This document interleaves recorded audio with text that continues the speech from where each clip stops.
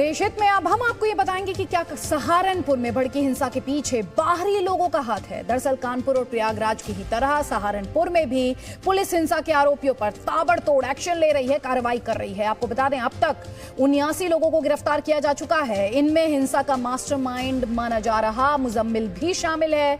लेकिन पुलिस के सामने चुनौती भी है। नीली टोपी वाले उन संदिग्ध युवाओं की गुत्थी सुलझाने की। ये सवाल है कि ये लोग कहां से आए, कौन है ये लोग और इनके इरादे दरअसल थे क्या। इन सवालों के जवाब रिपोर्ट में।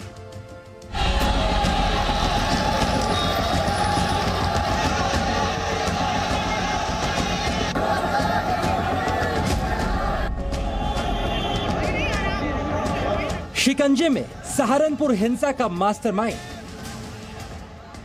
शुक्रवार को जुमे की नमाज के बाद हुए बवाल की परतें अब धीरे धीरे खुलने लगी है।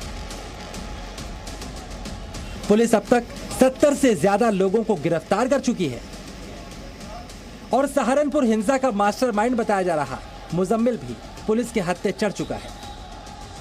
पुलिस के मुताबिक 18 साल के मुजम्मिल ने ही नमाज पढ़कर निकल रहे लोगों को भड़काने का काम किया, जिसके बाद भीड़ बेकाबू हो गई। अब मुजम्मिल के घर पर भी बुलडोजर चल चुका है। प्रशासन ने मुजम्मिल और एक आरोपी के अवैध निर्माण को धराशाही कर दिया। मुजम्मिल ही नहीं, नूपुर शर्मा के पोस्टरों को सड़कों और दीवारों पर चिपकाने वाला सलमान भी अब पुलिस के शिकंजे में है। सलमान का सड़क पोस्टर पर चिपकाते हुए वीडियो भी सामने आया था,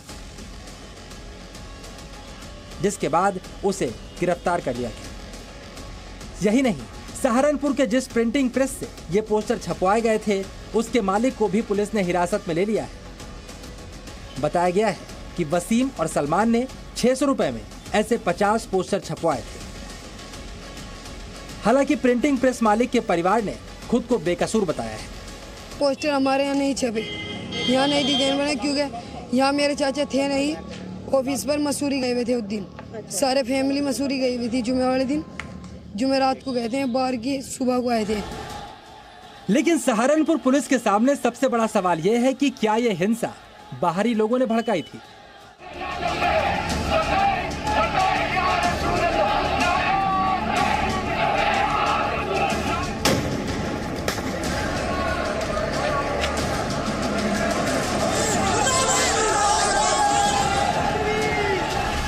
शुक्रवार का पाकीज़ा दिन और एक एक कर सुलगते शहर।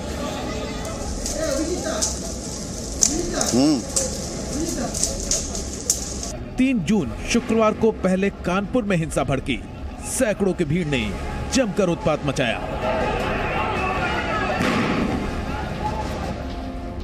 लेकिन जब पुलिस ने कार्रवाई शुरू की तो एक वर्ग दंगाइयों के समर्थन में खड़ा हो गया। उन्हें नादान, बेगुनाह और पीड़ित बताने लगा। पुलिस की कार्रवाई को एक तरफा ठहरा दिया गया। लेकिन शायद कानपुर तो दंगाइयों के लिए पायलट प्रोजेक्ट था। वहां से प्रदर्शन के नाम पर हिंसा का जो सिलसिला शुरू हुआ तो फिर वो देश भर में फैल गया। अगले शुक्रवार यानी 10 जून को पुलिस की तमाम तैयारियों के बावजूद प्रयागराज, सहारनपुर, मुरादाबाद समेत यूपी के कई जिलों में जमकर बवाल हुआ। हिंसा और उपद्रव की ये तस्वीरें सिर्फ यूपी ही नहीं, बंगाल, झारखंड और कर्नाटक से भी सामने आई। रांची में तो 2 लोगों की जान भी चली गई। पुलिस दंगाइयों के आगे गिड़गिड़ा रही थी। ये तस्वीरें एक लोकतंत्र के लिए शर्मनाक थी। लेकिन जब पुलिस ने दंगाइयों पर कार्रवाई शुरू की तो एक वर्ग का विलाप फिर शुरू हो गया। समाजवादी पार्टी के अध्यक्ष और यूपी के पूर्व मुख्यमंत्री अखिलेश यादव ने दंगाइयों पर तो एक शब्द नहीं कहा, लेकिन जब प्रयागराज हिंसा के मास्टरमाइंड के घर पर बुलडोजर चला तो वो संविधान की दुहाई देने लगे। सड़कों पर पत्थर बरसाने वाले बलवाई उन्हें शांतिपूर्ण प्रदर्शनकारी नजर आने लगे।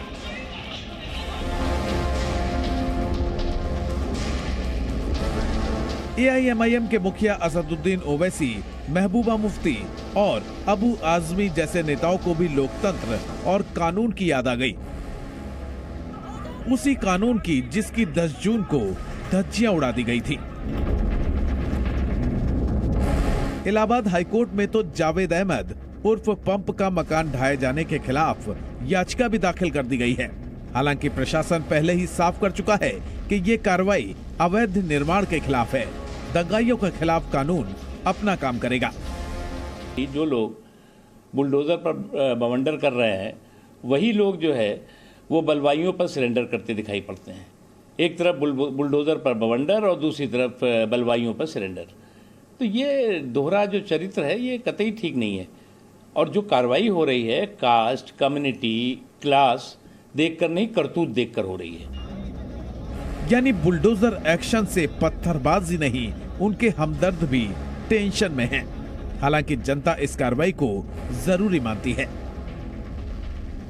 और जितने भी ये